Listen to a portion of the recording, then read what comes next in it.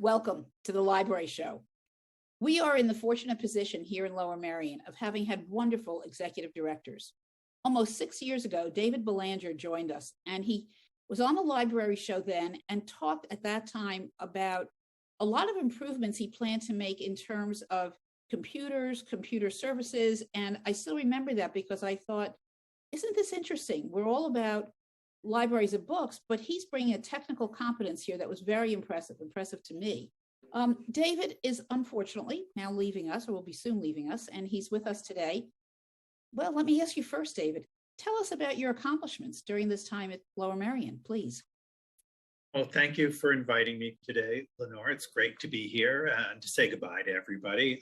I will be retiring. That's the good news for me.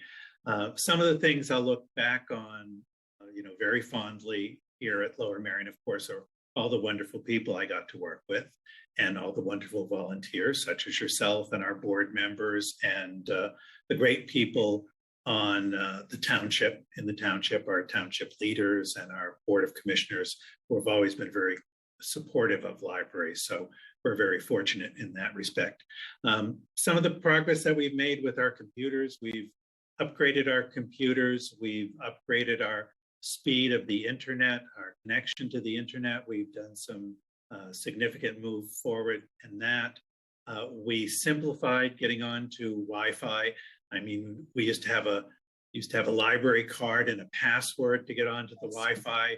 That's all gone away, and people have responded by really just using our Wi-Fi like crazy. We're happy to have everybody come in, bring their devices, and connect to the internet through our Wi-Fi. And we've also done some upgrades to our circulation system and such. But I think one of the areas that I'm really proud of is our expansion of our digital services. We're offering more ebooks, more downloadable audiobooks. We now have downloadable and streamable videos from Canopy. We have consumer reports online. And we have an interesting new service called Weiss Financial Ratings that allows you to do research into the best investments, stocks, mutual funds, and also insurance and banks and other financial services. So those are just some of them, and that people see a lot. Oh, one of my other favorite things, I guess I got a lot of favorite things, is our story walk that you'll find at Ashbridge Park. And that is there in the park next to the playground. And it's 16 display units along a little paved park that we put a book in quarterly. So we put pages from a children's picture book, changing it every few months. And children and their caregivers walk along the path and they read the book as they go along. So right now, the book that's in there is from a local author, Najee Grant, very famous activist here in Lower Marian. So this is a book that he wrote. We'll be changing that out shortly. And I'm not sure what the next book was going to be, but it'll be something exciting, and it's a wonderful opportunity. Well, Najee is also famous as a reader of stories during the toddler story hour. I know at least at a couple of the libraries, and very popular, very well known. And if I may say so, we featured Story Walk on the Library Show. 2 summers ago, I walked around with Laurent, and it was a beautiful day, and it was a beautiful opportunity. And as we walked, and as Mark was there were toddlers who were walking behind us with their caretakers, also looking at the story. So it was marvelous to see how popular it was. I congratulate you on that. That was really was a fun project. Oh yeah. Another area that we've made some progress in the past few years is in our fundraising. While we get wonderful support financially from the Township of Lower Marian, there's also an opportunity for the public to enhance what we do by donating to the libraries. And we have the Lower Marian Library Foundation, and each of the libraries is a 501c3, and we do fundraising, and that helps. I say it's to do the fun stuff in the libraries. That means put the books on the shelf, have wonderful programs, and all the little extras that make the libraries exceptional.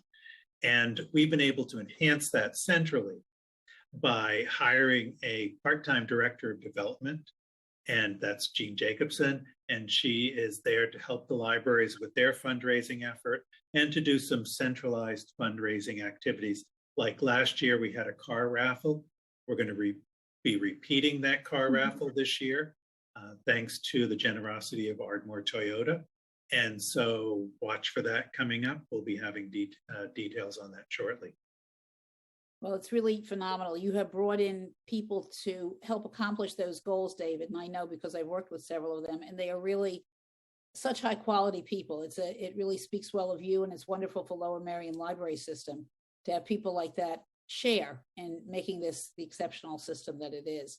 Have you had, aside from COVID, which of course is the great big boulder in the road, and I'm sure that COVID had a role in what you mentioned a moment ago about the increase in Wi-Fi use, that people are doing more and more from a distance, they're using their machinery more and more, or maybe it's just familiarity with Wi-Fi.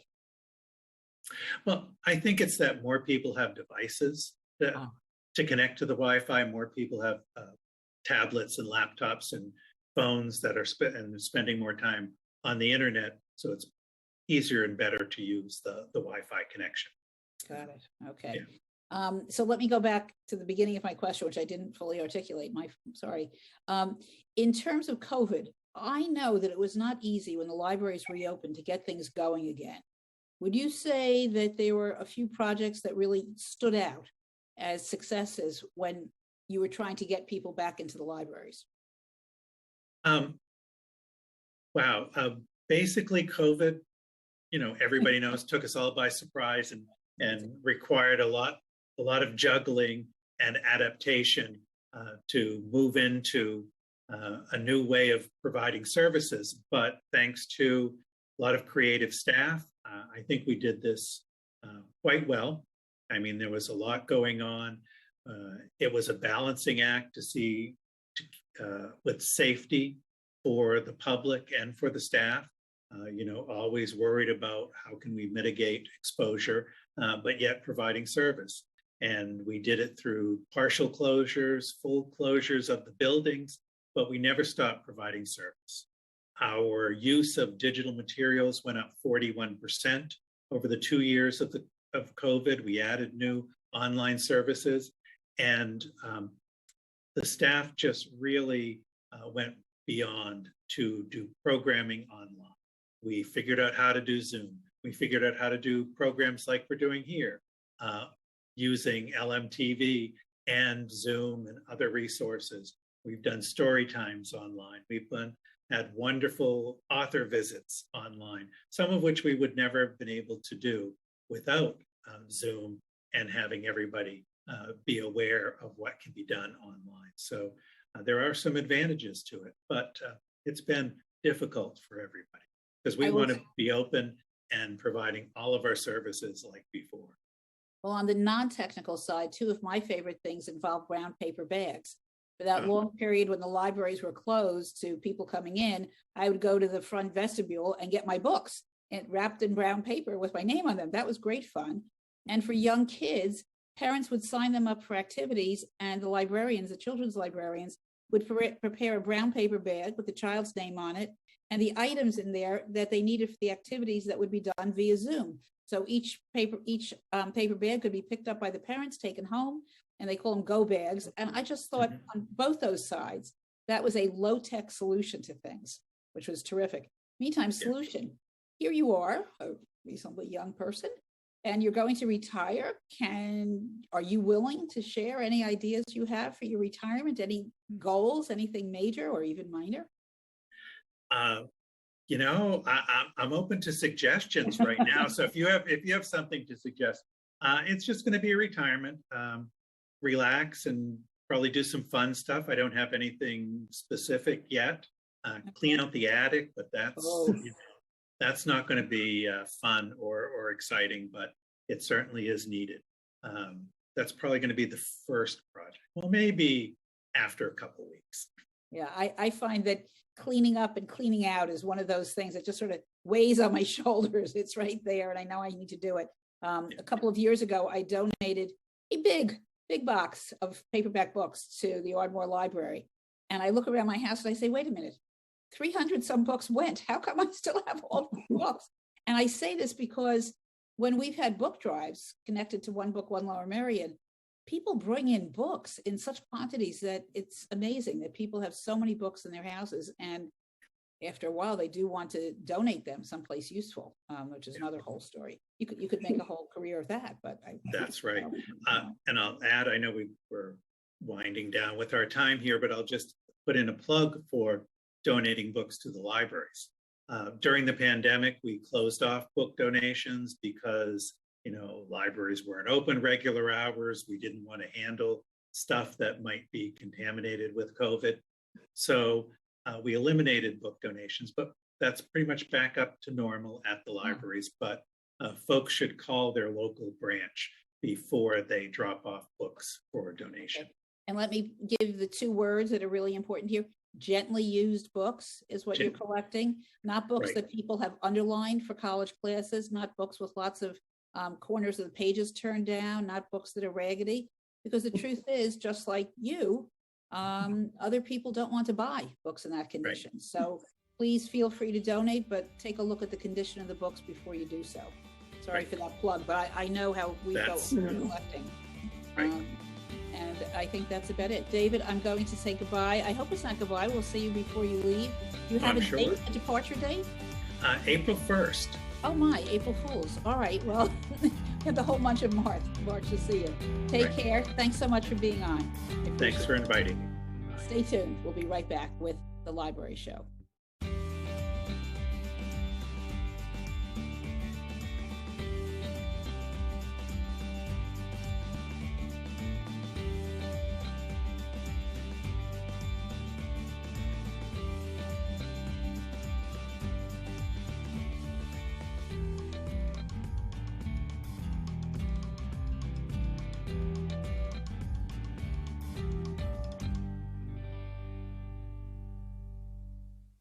Hello, we're back to The Library Show. Well, we spoke with David Belanger, and I would be remiss if I didn't note that as a volunteer doing a lot of work for the library system, David has been super supportive, very helpful, and it's not easy to be a volunteer if you don't have that kind of support, and David, in his role as executive director, provided it in spades. Now we have Marjorie Goldman. Marjorie has been on the Library Show before, but she's been on it in her other identity. The other identity is Susan B. Anthony. Today, she is here as herself. And you're going to talk about something which it's not that much of a stretch to see a connection to Susan B. Anthony, and that is this program that the libraries have had for about a year, maybe a little longer, to provide free museum passes to patrons. I know all about the fines because I had to pay a fine for a late return, but we'll talk about that in a moment. Tell us, if you could, please, about the system and what are the museums that are involved in this? Oh, it's been a very, very popular program. It's been more than a year. It's probably at least 4, possibly even 5 years. And other libraries in the area had already started this. And what we basically do is we buy a membership to the museum, just as you might buy a membership for your family. And we're sent the membership card. They know it's an organization, it's an institutional membership. And it will usually admit at least 2 adults and 2 or more children. And you can just gather up your family and go see some of the extraordinary cultural organizations and institutions that we have in this area. Now, you mentioned fines, so I will follow up on that. Clearly, since this is very popular and kind of expensive, we want to keep a close eye on these membership cards as they're going out. So there are some rules that apply. One is you cannot reserve a pass. You have to show up and hope that it's there. You can call and ask if it's there on a certain day and we'll tell you. It has to be returned to the same library where you borrowed it, unlike all the other library materials that we're used to picking up at one place and returning at another. And it must be brought inside and handed to someone at the circulation desk and not dropped in the drop box outside. They go out for 3 days. Late day fines are $10 and you are assessed a $10 fine if you return it in a drop box. And that just kind of keeps everybody on the up and up in the use of the passes. And so that's that. We have over 25 different cultural organizations that are represented in the Lower Marian Library Pass Program. And I should mention here that other libraries in McClink, our partner libraries in McClink, have memberships also. I don't know what their rules are for Lower Marian libraries. Anyone who has a card that is in the Lower Marian Library system. You don't have to be a township resident. You can be someone from Philadelphia or Upper Marion or Delco who has come and registered her card in the Lower Marian system. So in other words, if you can borrow a book in Lower Marion, you can also borrow one of our passes. Marjorie, if I go to Penguin Library and I'd like to take out one of the passes for the Philadelphia Museum of Art, what happens if somebody already used that pass for that period of time from Ludington? Do I then have to come back 3 days later and get it? Or is there a sort of infinite number of borrowers? Well, the first thing is, if you go to the Penguin Library or any library to borrow a pass to the Philadelphia Museum of Art, you'll be told, I'm sorry, we don't own that pass. We don't own that membership. And people are often disappointed. The biggest stars tend not to participate in this program. So that would be Philadelphia Museum of Art, the Barnes Museum, Philadelphia Zoo, Franklin Institute, and its Harry Potter exhibit that's coming up. They do not make those available for library memberships. But that doesn't mean there aren't a bunch of wonderful museums, and I'll tell you about some of those in a minute. But yes, if the pass you want is out, you have to either wait till it's returned or find out if another library has it. There is some overlap among the 6 libraries in our system. We don't all own exactly the same passes. And you can look that up in the catalog online. You can go to Museum Pass in the online catalog, and up will come a list of all the various museums, and you can check availability just as you would with a book or video material. So it's the individual library that applies for the membership, not the system that applies for the membership. That is correct. Although we have gotten a lot of help from the wonderful administrator at the library director's office. I got a shout out to Jen DeAngelis. Yay. She has kind of taken over all of the billing for us, and we channel everything through her office when it's time to renew and so forth. But yes, each individual library decides based on the interests of the patrons and the budget and how well things have been circulating, which memberships they're going to purchase. Let me go back for a moment to what you said about the big hitters not being part of the system. And I get that, but I think what's so interesting for all the viewers too, is that when people think of Philadelphia museums, they tend to think of those places and are perhaps unaware of the range of museums that are out there, whether they're science museums or art museums or history museums. So for instance, Betsy Ross House might be a participant for one of the libraries or more. Yes, well, it's not, but, but we have a very, I think our best represented category is history, as is appropriate for a city like Philadelphia that has such a rich history. So you can go to the Museum of the American Revolution. You can go to the National Constitution Center, the National Liberty Center, Battleship New Jersey, which has a very rich history and participated in World War II. And then there are some that are a little more off the beaten path, which I would call either history or science museums, such as the American Helicopter Museum, which is in Westchester, the Simeone Automotive Museum, which is down near the airport. Okay, cool. Sometimes they're, museums you haven't even heard of. But we say, oh, well, it's free. Why not? Let's go check it out. And we hope that some people will be inspired to maybe buy memberships of their own to those museums so they can visit as often as they want. And if it's art you're looking for, we have lots of that too. The Pennsylvania Academy of Fine Arts, which is just an absolute treasure right down there on Broad Street. Beautiful building inside and out with great permanent as well as rotating exhibits. There's the Brandywine Conservancy Museum and Art. So that's some nature and some art. We're most famous for the Wyeth paintings that they have there, but they have various rotating. The Woodmere Art Museum in Chestnut Hill, make a day of it, go see what's going on, see what's happening in Chestnut Hill, etc. I should really do that. I have never been to the Woodmere, but I have to say Brandywine is one of the prettiest museums in terms of the locale. To sit there in their cafe and look out at the stream going over the rocks. to look Mhm. at the Wyeth paintings and the other ones at school. It's Yes. just a real treat. And it's not even that far a drive to go down It- Route It's 1. not that far. And when we had Hurricane Ida, they were seriously flooded and they were closed for a while, but they're back in ship shape and they're always going well. The best way for people to get an idea of how many we have is when you come into the library, there are going to be bookmarks available that will list the various museums or parks. We have lots of outdoor spaces that you can go to as well. And it will have abbreviations for which of the Lower Marion libraries owns that particular membership. And those should be available quite soon. They're not available today, but they should be available by the time this airs, it occurs to me, and you can come and pick those up. So And don't even if forget, in the warmer weather, you can go to Chanticleer Garden, you can go to the Tyler Arboretum, you can go to the John James Audubon Center, and the Elmwood Park Zoo has been extremely popular with our patrons who have young children. Yeah, and I don't have young children, but I've been to the Elmwood Park Zoo with grandchildren, and it's marvelous because unlike the Philadelphia Zoo, it's not gigantic. Right. You can walk around there and it's cozy. And not Mhm. only is it a zoo, but it also, which you may or may not know, it also has a playground.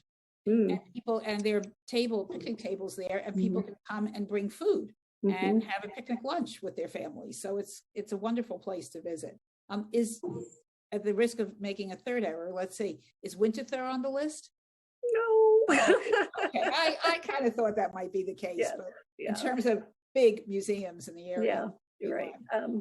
I would like to do a plug for one of my favorites that's off the beaten track, and that is provided by the Bucks County Historical Society, who run Fonthill Castle and the Mercer Museum. And if you get that pass, you can visit both of those attractions in the same day. Fonthill Castle is a marvel of engineering and decor. Henry Mercer got all of these beautiful tiles from the Moravian Tile Factory, which is right across the road there. And it's a little bit like walking around in a house that was designed by M.C. Escher, with all kinds of staircases going in directions that you don't necessarily expect. And then the Mercer Museum is a great history and artifact museum. You could spend a long time there looking at mechanical things and transportation, carriages, and too many things to mention, but that's another fun day with the family. Go to Doylestown, go to one, have lunch, go to the other. It's great. And you can even take SEPTA there if you want. Ooh, there's an idea. One of the ones that I think is on the list, this time I'm reasonably certain, is Riverbend Environmental Museum. No, it's not. Oh, I'm so sorry. That's not Oh on our boy, list. I'm striking out. I feel like Mighty Casey at the bat here. I'm I'm striking so out. sorry. Try again. No, I'm done. All right. Because I thought that was the- cool, and that they would have been happy to participate in this to get more people to know about it. Right, We've done yeah. some projects with them with one book, and I thought, oh, what a Yes. great place. Yeah. It's a great Sorry place about to that. visit, regardless of the lack of passes. Still great place to visit. Yes, it is a great place to visit. Longwood Gardens does programs with the library, but not that one, unfortunately. But of the big museums, the Academy of Natural Science does participate. So, you know, if you have kids who want to see dinosaurs, Mhm. that's one that we have. The Woodmere Museum for things a little more creepy medically is also Yes. there. Anyway, I can't possibly talk about all of them, but it's been extremely popular, and I hope that our patrons will take advantage of it. That's terrific. And I have to say, it would be nice if the Philadelphia Chamber of Commerce would underwrite this project, at least in part, because it's Yeah. such a terrific project for the library. Thank you very much, Marjorie. I appreciate your being on. My pleasure. It's been a little different. Thank you. This has been a little bit different recognition of somebody whose tenure with the library system has been so transformative and so wonderful. And Marjorie talking about what's open to you, to open your lives as the spring comes and you can get out of the house and go to fun places. Stay tuned for next month's library show and take care. Bye-bye.